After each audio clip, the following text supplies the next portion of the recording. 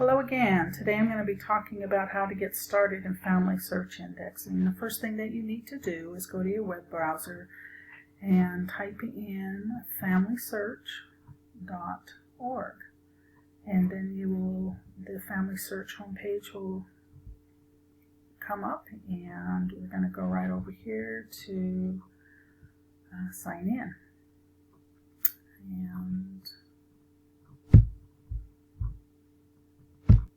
this is what it looks like. So here you're going to put in your username, your password, and username, password, and then you're going to click sign in. Okay, so I went ahead and signed in to my account so that I could do this demonstration with you. So we're going to click over, hover over indexing, and then this pop-up, we're going to go to overview. So in the overview, we're going to learn why we or how we index. So we do indexing to help connect families by typing up these historical documents, and so they can be published online. So we're going to push the Learn More button. We can't get started until we go through this guided tour. So we're going to try it out.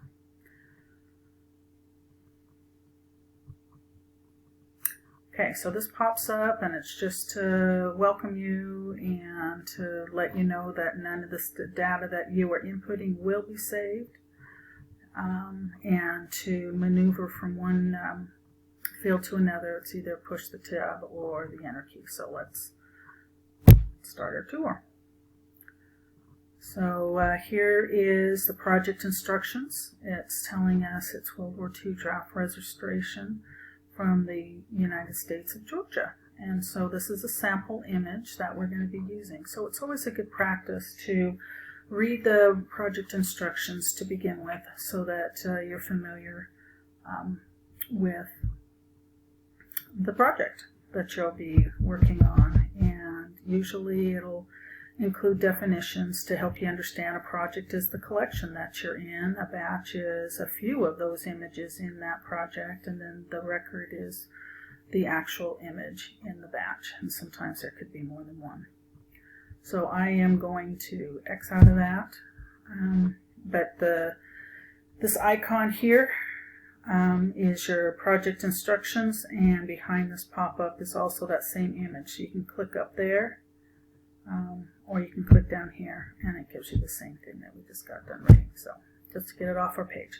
So this is asking us if the image is to be indexed, and the answer is yes, because it is clear, it's extractable, it's readable, that you'll be able to index it. There are some times that the answer may be no. And anytime you see this question mark on each field, you can click on it, and it'll tell you exactly what needs to go in those fields. And it's very helpful. So always remember, push that question mark if you have any doubt or uncertainty. So we're going to press the next button.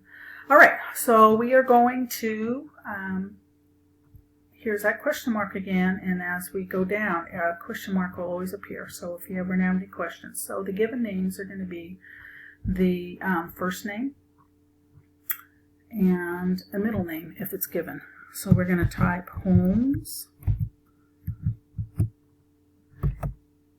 Quincy. Okay. In this box here, it talks about type what you see. That's really important. Only type what you see. There may be other information that is very important, but just type what you see and what's required. No guessing, no adjusting, no assuming. So that's pretty much the bottom line. Type only what you see. So here a surname is also the person's last name. So we're going to type in Miller. Okay, so resident town. He is living in Savannah.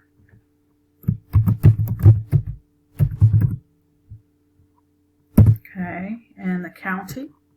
He's living in Chatham. And and he is living in Georgia.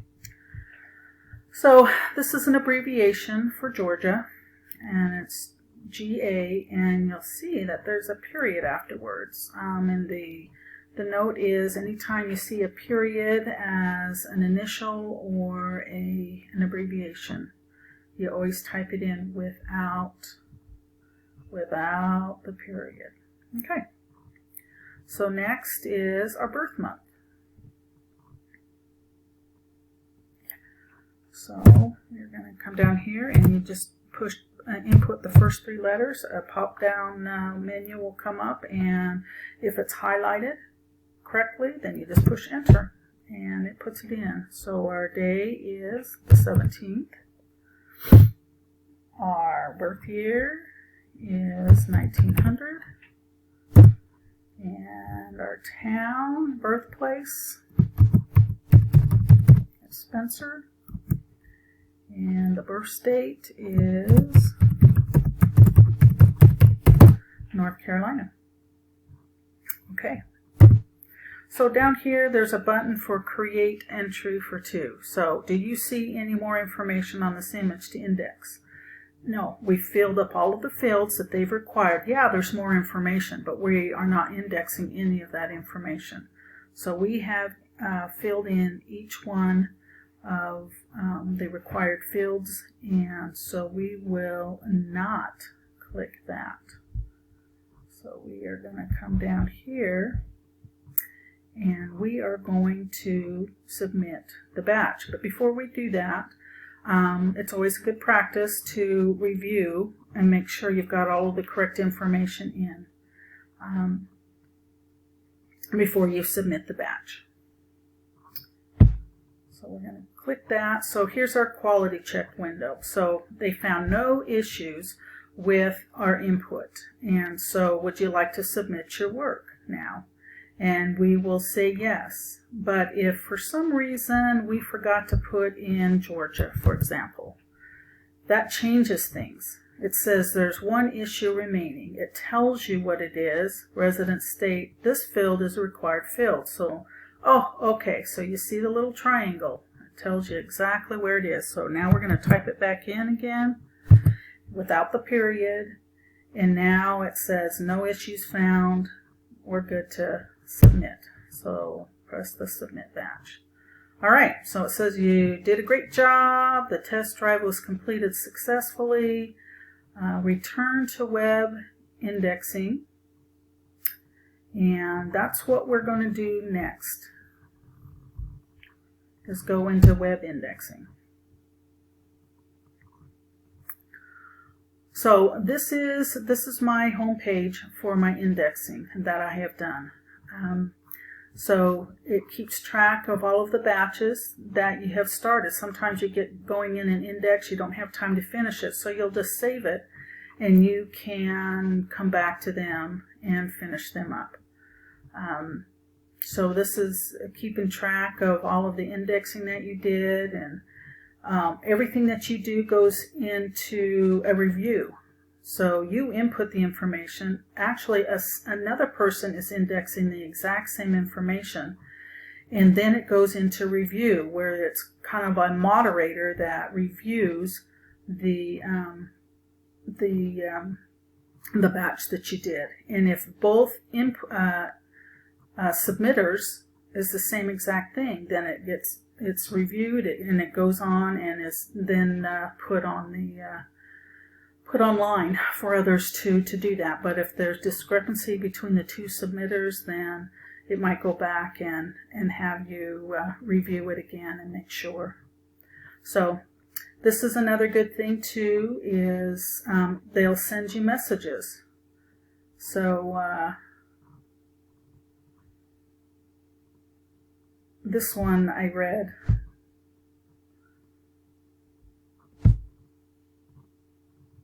Was it, oh, what was this? French indexing. I'm going, no, I won't do that.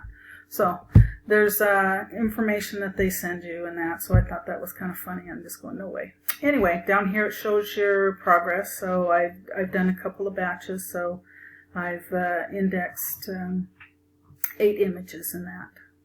And then, so this is very informative. So from here now, we are going to see how the next thing that we would do is find a batch. So let's go into find batches, and I'm at an intermediate level, but for you beginners, you would definitely start at beginning. And so you would check this beginning box, and there are no projects found. So even if you push the search button, nothing comes up. So you have a choice here. You can either wait and sign in another time and see if there's any projects for you to do, or you could maybe go up to intermediate and see if there's something that you might want to index. So here's all of these examples, and my big thing is if you find a batch that you are interested in doing, I would only do one at a time, one batch at a time. When you get more familiar maybe with the type of project that you're working on, then maybe you can do more. So I would just start with one, and then you can always go on to another one. So I've been working in this one. So I think I'll go to that just to start. And so these are marriage certificates, and there's 2 images that basically go for the individual. There's the actual marriage certificate, and then there's the affidavit. So these images look like they are all, so there's sometimes more than one image in a batch. So there's 4 images. They're all legible. They're dark. They're nice. So I would probably say yes. I'm going to start it. I can do that. I'm familiar with it. But if you get into one of these intermittent badges and you're going, no, I just cannot do that, then all you got to do is come up here at any time and return to the web indexing. Take you back to your home page, and you can choose another one, or again just wait till some beginning level indexing is available. So that's pretty much it. I will do another video of going through that marriage certificate just to demonstrate how you actually do real ones. So join me. Yeah, join me in the next part, and we can walk you through this. So I hope you've enjoyed this, and it's been informative, and that gives you an idea of what indexing is all about, and it can be kind of fun. It's a mystery sometimes.